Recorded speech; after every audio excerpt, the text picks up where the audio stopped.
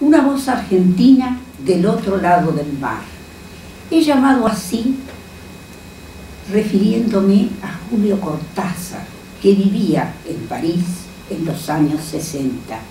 Y tanto él como Silvina Ocampo, residente en nuestro país, estaban sumamente atentos a la entonación del personaje de sus cuentos, siguiendo que el modelo Hombre de la Esquina Rosada, de Jorge Luis Borges, publicado en 1933. Julio Cortázar, en La Vuelta al Día en 80 Mundos, publicado en 1967, se había referido a las diversas modalidades lingüísticas hispánicas y pretendía, decía así Cortázar, queremos una lengua que sepa descubrir a un Quevedo, una lengua que descubrió a un Quevedo, a un Cervantes, a un Martín Fierro.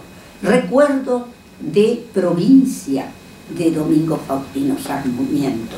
Una lengua que sepa inventar, que sepa abrir la puerta para ir a jugar, decía Cortázar. ¿Qué era jugar? ¿Qué fue jugar para Cortázar? Fue llegar a la parodia. Para Mijaíl Bastín, el neoformalista, la parodia era el discurso literario ajeno en el discurso literario propio. Es decir, la reproducción del discurso literario ajeno en el discurso literario propio era la parodia. Para Borges, para Jorge Luis Borges y Adolfo Bioy Casares, en el año 1942, habían en 6 problemas para don Isidro Parodi, habían estado atentos también a las diversas entonaciones de grupos sociales porteños, de escritores consagrados, de clichés idiomáticos y de retóricas en desuso. Así es que Julio Cortázar, en 1956, publica su primer libro de cuentos, Final de Juego, y la segunda edición ampliada en 1964. Los cuentos de Cortázar, algunos son por completo paródicos. En algunos cuentos hay solo fragmentos de parodia. Y lo que particulariza este libro es la utilización, en algunos cuentos, siempre decimos, del voceo y las correspondientes formas verbales. Por supuesto que hay vacilaciones, tantas vacilaciones como por esos años había en Silvina Ocampo, que también intentaba estar atenta al habla, al coloquialismo, a la oralidad. El cuento Torito de este libro de Cortázar es una reencarnación del boxeador Justo Suárez. Es una reminiscencia demasiado acentuada, diría yo, del Borges, del Hombre de la Esquina Rosada. Esto era lo que los jóvenes escritores que nos reuníamos en el restaurante Eret, que le llamamos hoy el grupo del Eret, donde asistía el tan reconocido escritor hoy, Juan José Sar, el poeta Hugo Bola, y otros poetas como Aldo Oliva, Rubén Seblever, Rafael Oscar-Yelpi, Carlos Salman. Rechazábamos este tipo de escritura, todavía apegados al Borges del Aleph, a los cuentos barrocos, como lo llamó él, como lo llamó Borges, del Aleph. En estas reuniones solíamos discutir vivamente todo lo que leíamos y también cómo queríamos escribir. Luego Cortázar tomó la entonación, la sintaxis, el relato autobiográfico con voz típicamente rioplatense. ¿Y qué había hecho con Hombre de la Esquina Rosada Borges? Había querido recuperar esa voz del criollo, esa voz fronteriza que crecía en la ciudad entre los suburbios y el campo, que se llamó El habla de las orillas, y que fue el primer que dio nacimiento al primer título de Hombre de la Esquina Rosada, que se llamó Hombre de las Orillas. Luego Borges, que había publicado como Hombre de las Orillas, cambió el título y hoy lo conocemos como Hombre de la Esquina Rosada. Tanto en los cuentos Torito como en el móvil, Cortázar revela la influencia de Hombre de la Esquina Rosada.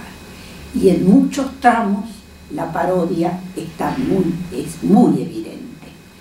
Yuri Tiniano, el formalista ruso, había descubierto ya en 1919 que Dostoyevski se había apropiado de algunas modalidades sintácticas y de figuras retóricas de un escritor muy admirado por él, que era Gogol, y no lo ocultaba, es decir, que se había apropiado sin ocultarlo, más bien ostentándolo. A esto hemos llamado la práctica de lo que Tiniano designó estilización. Así como Dostoyevski había recuperado procedimientos propios de Gogol, Cortázar tomó procedimientos propios del Borges de la Esquina Rosada. La estilización, de la estilización a la parodia hay solo un paso. Cuando se tiene una voluntad, una motivación cómica, decía Tiniano, se convierte en parodia la estilización. Cortázar, en el libro de cuento Final de Juego, tiene dos cuentos que revelan el procedimiento paródico con mucha claridad. Estos cuentos se llaman Los Venenos y Final de Juego. Ambos son cuentos con niños. El narrador es un niño. Y son estos dos cuentos los más ligados a la infancia del autor, según el testimonio que nos ha dejado la escritora mexicana Elena Poniatowska en 1975, en una entrevista que hizo a Cortázar en 1975.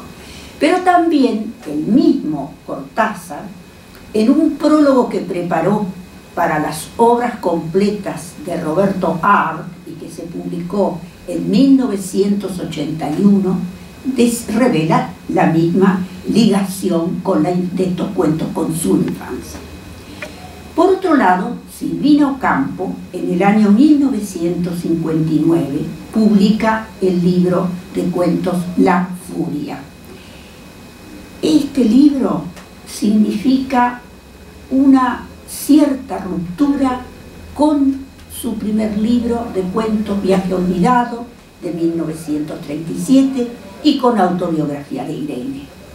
En este libro, Silvina Ocampo no busca deliberadamente la coloquialidad en todos los cuentos, pero revela así estar consciente de la necesidad de revelar la oralidad.